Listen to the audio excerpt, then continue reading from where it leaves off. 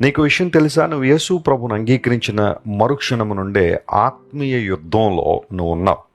Spiritual బ్యాటిల్లో నువ్వు కొనసాగుతున్నావు. దురాత్మ శక్తుల ప్రాబల్యంతో పోరాడాల్సిన పరిస్థితి ఉంటుంది. పాపంతో పోరాడాల్సిన పరిస్థితి ఉంది. శోధనలు నీ మీదకి దొమ్మిగా పడినప్పుడు నువ్వు పోరాడాల్సిన పరిస్థితి ఉంది. లోక సమాన వ్యక్తులు నిన్ను ఇబ్బందులు గురి చేయొచ్చు. క్రీస్తు యేసునందు సద్భక్తితో బ్రతుకును ఉద్దేశించేవారు హింస పొందుతారని. నువ్వు సత్యాన్ని అనుసరిస్తున్నప్పుడు, నిజాయితీగా బ్రతుకుతున్నప్పుడు, యథార్థంగా ప్రవర్తిస్తున్నప్పుడు అనేక మందిని నీకు వ్యతిరేకంగా నిలబడి నిన్ను సవాల్ చేస్తున్నారేమో, నీ మీద యుద్ధాన్ని ప్రకటించారేమో.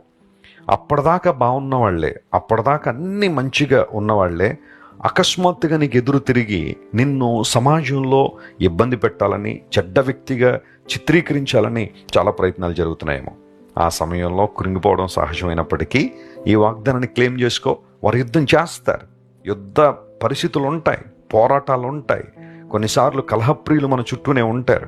అయితే దేవుని వాగ్దానం ఎంత గొప్పదంటే, వారు నీ మీద యుద్ధం చేస్తారు కానీ నీ మీద విజయాన్ని సాధించలేరు.